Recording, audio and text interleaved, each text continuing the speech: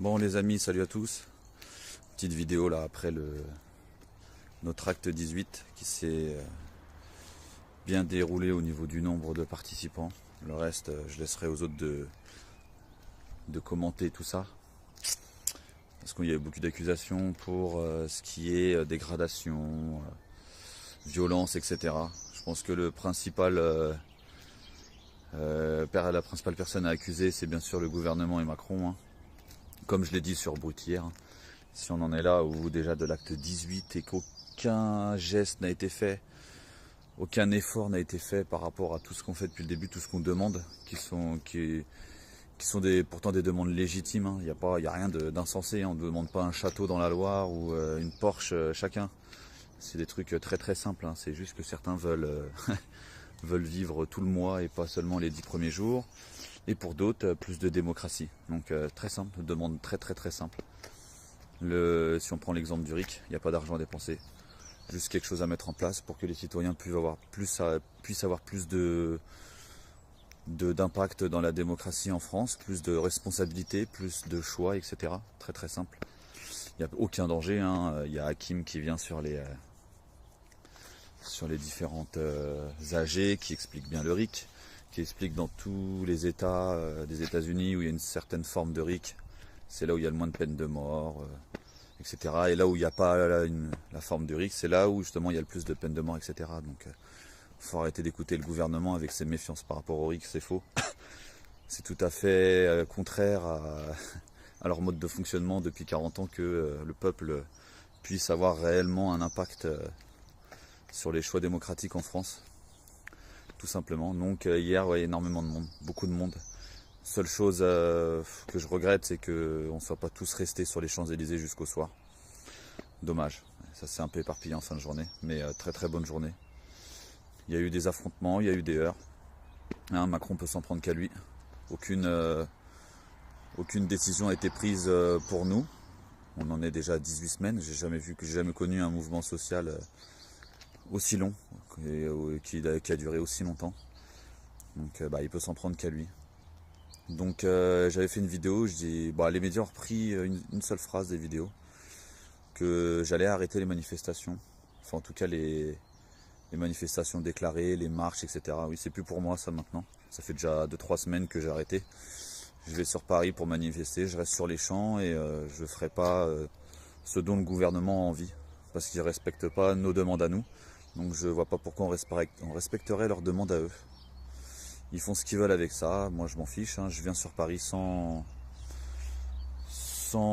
attribut de manifestant. Après j'ai le droit de faire ce que je veux sur Paris, donc s'il faut rester sur les champs, aller sur un blocage, etc., j'irai. Mais marcher à la Sophie Tissier ou quoi, c'est plus pour moi. Je lui laisse cette partie-là, si elle veut le faire, elle le fait. S'il y a des gens qui veulent aller dans une manifestation déclarée, ils vont avec elle. Ils font ce qu'ils veulent, mais c'est pas ce qui fera bouger le gouvernement ou le mouvement. Hier, photodégradation peut-être. Il y a eu réunion de crise, etc. C'est quelque chose qui n'était pas arrivé depuis l'acte 3. Donc ce qui prouve bien que ça fait un peu bouger les choses, malgré la violence et les dégâts. C'est malheureux, mais c'est un constat amer, parce que c'est apparemment la seule chose qui fait bouger le gouvernement. Donc ça devient très grave. S'il faut qu'il y ait des magasins en feu, des kiosques en feu, des banques en feu avec des gens en danger, pour que le gouvernement commence à se dire merde, il y a quelque chose là, il faut qu'on fasse quelque chose. Et encore, ils ont fait une réunion de crise pour être plus sévère les semaines prochaines, donc complètement à l'inverse de ce qu'on aimerait. C'est le gouvernement, c'est la seule réponse de toute façon qu'on aura, je pense, tant qu'on ne fera pas de vraies actions. Il y en a beaucoup qui les demandent. Moi je peux pas les promouvoir ou les créer, je suis désolé.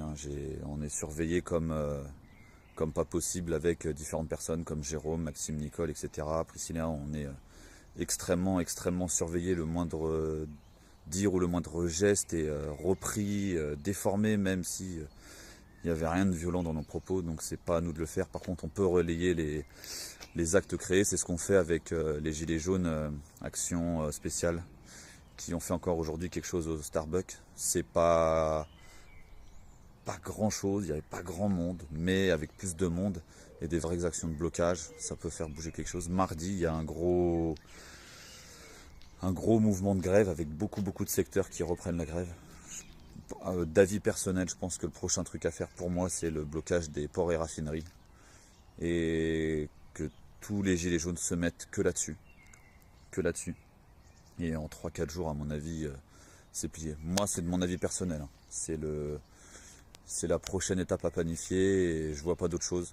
Ou refaire des samedis comme ça avec autant de monde, peut-être, mais les blocages, ouais, c'est ce qui les embête le plus.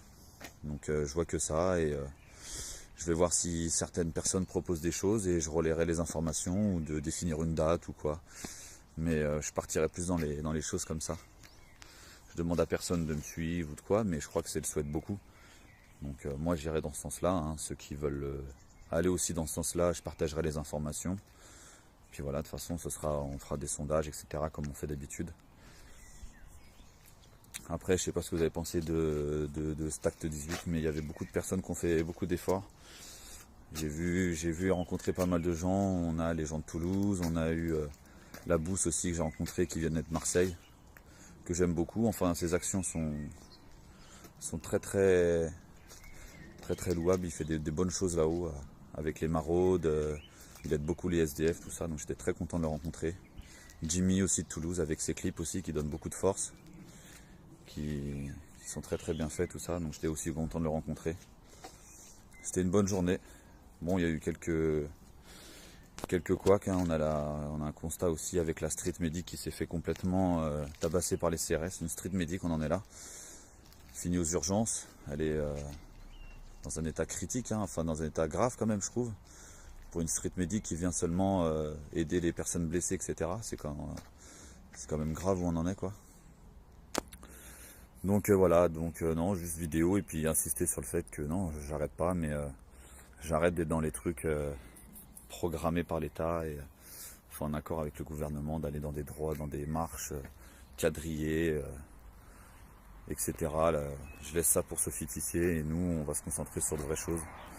Donc on partagera en temps donné et en temps voulu dès qu'on a des informations là-dessus. Donc et puis merci à tous hier pour votre soutien. Hein. Ça fait toujours du bien, surtout quand on est beaucoup critiqué.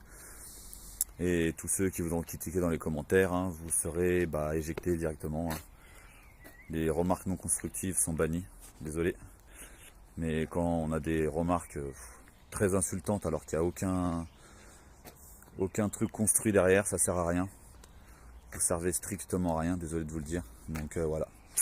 Pour les autres, merci et courage et force et on continue, on lâche rien. Allez, bisous.